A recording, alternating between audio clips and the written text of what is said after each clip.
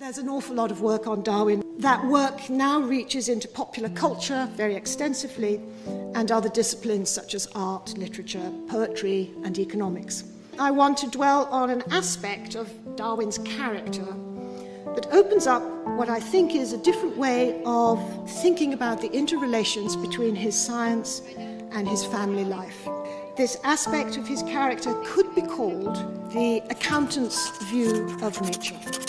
Accountancy was also his way of being a virtuous and moral man.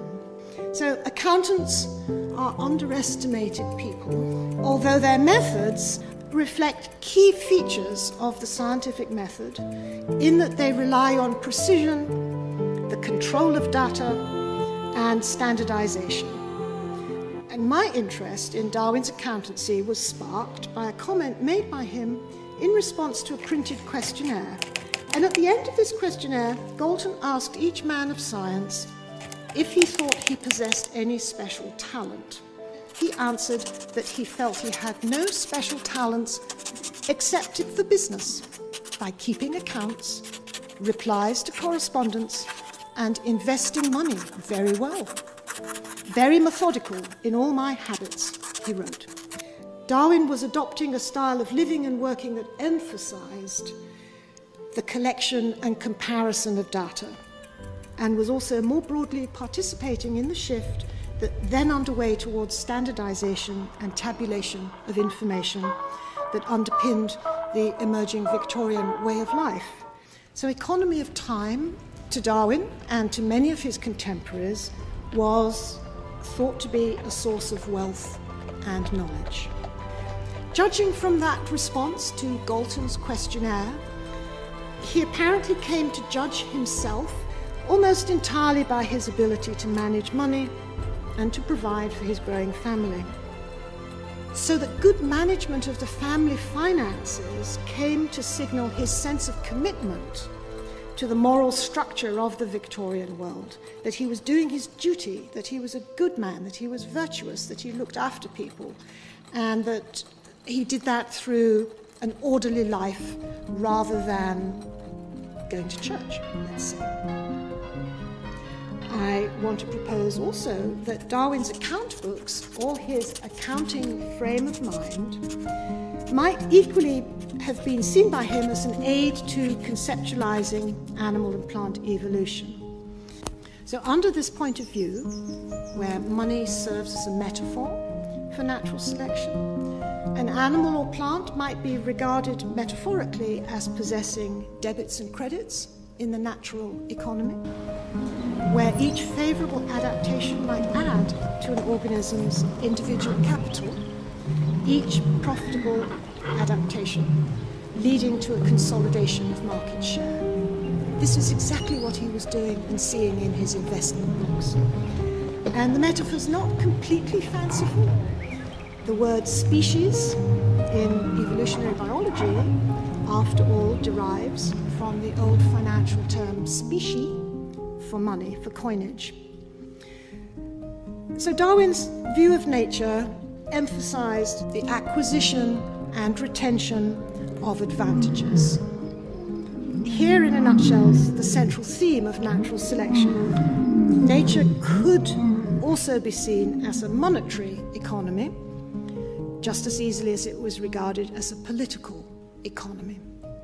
Everything we now know about the structure and language of evolution by natural selection indicates that Darwin drew on Malthus's essay of the principle of population.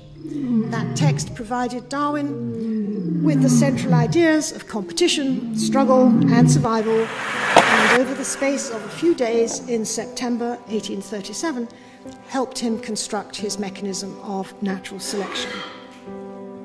So many historians have attended to record keeping as a significant factor in the process of manufacturing power and knowledge. All nation states have needed the authority of numbers to control, to understand. We could say that the numbers were also used to confine a population in various ways. And keeping accounts has long been recognized as a pivotal element in the emergence of capitalism and the rise of bureaucracies. And further than this, there are ancient theological echoes in bookkeeping practices that speak of entering moral credits and debits into the ledgers of life, of divine judgment, of being called to account on the final day. Darwin's commitment to keeping accounts surely helped him make his daily life into an enterprise that he believed was virtuous, that crystallized everything he understood about life in the intellectual, prosperous classes of mid-Victorian Britain. So directly and indirectly, I think this practice lay at the heart of his great project to understand evolution by natural selection and his fundamentally distinctive book on the origin of species by means of natural selection.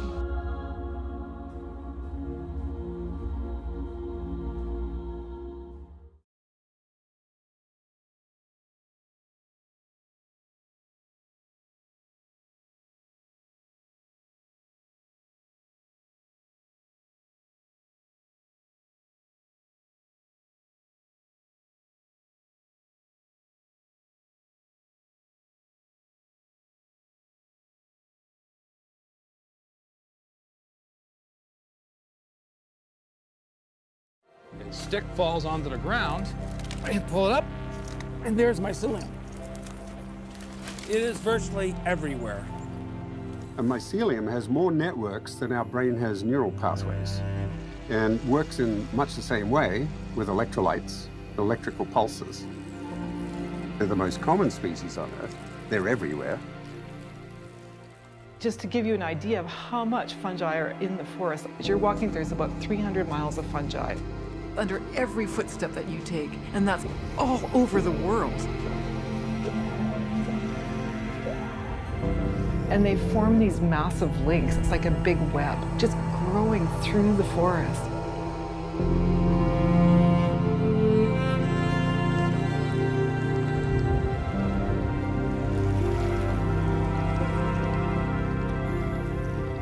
Mycelium that can grow out even just this big can have trillions, literally trillions of end branchings. Almost everyone knows about the computer internet. The mycelium shares the same network design.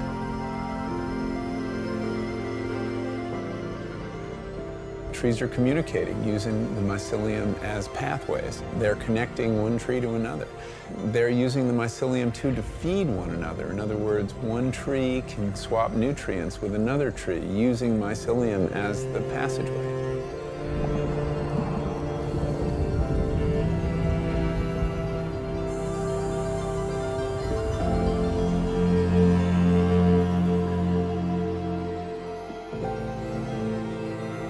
So we often think of kin recognition as an animal behavior. Humans, we love our babies. We know it's our baby and we're going to look after that baby. Well, we never thought that plants could do that, but we're finding in our research that plants can recognize their own kin.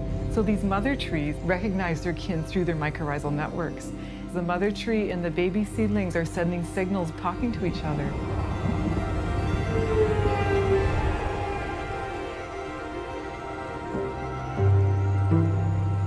When they're connected together and carbon is moving between plants, the trees are supporting the weaker ones. If she knows that there's pests around and that she's under danger, she will increase her competitive environment towards her own babies so that they regenerate further away. It's a magical thing. And this could not happen without the fungi.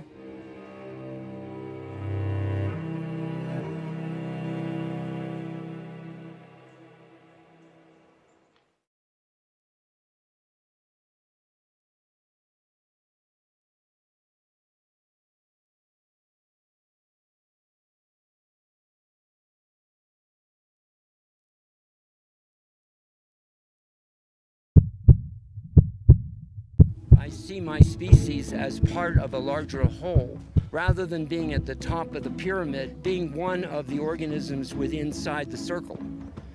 And the circle is made up of mycelium, holding us all together.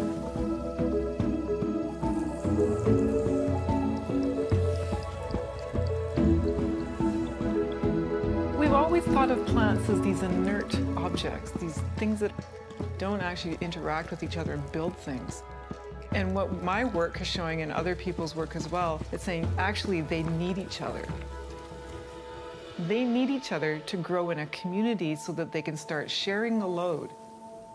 You do this, I'll do that, and together we can make a beautiful, resilient community. They have incredible capacity to make things change very, very quickly. So if we can work with them, if we get it, you know, as humans get it, we can change this thing really fast. So I am super hopeful. We just got to get busy and help nature do its thing.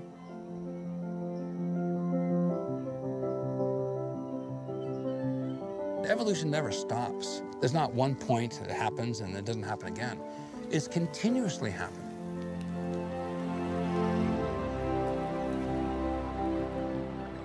A core concept of evolution is that through natural selection, the strongest and the fittest survive. But moreover, communities survive better than individuals. Communities that rely upon cooperation. And I think that's the power of goodness. Evolution is based on the concept of mutual benefit and the extension of generosity. When we see it, we understand it. And when we understand it, we care about it. And when we care about it, we'll do something to help save it. We need to have a paradigm shift in our consciousness. What will it take to achieve that? We are not an individual. We are a vast network of molecules and energies and wavelengths. The interconnectedness of being is who we are.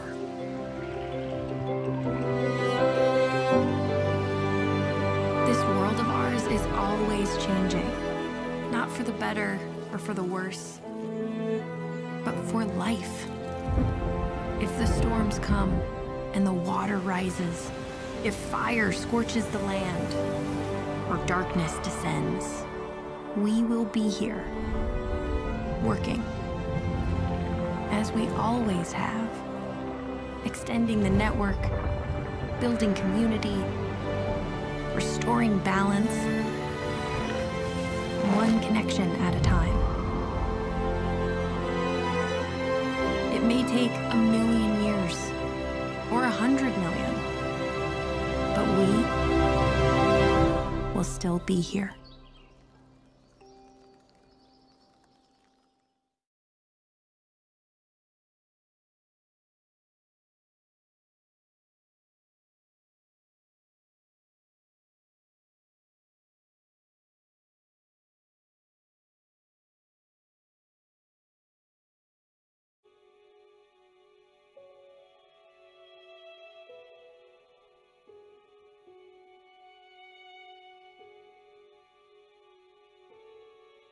The pain, oh the pain. My time has come, the end is near. I can't complain. It comes to us all, and I've enjoyed the adventure. Is there life after birth, I wonder? A light at the end of the tunnel? I'll find out soon enough, when I pass into the hereafter and meet my Maker.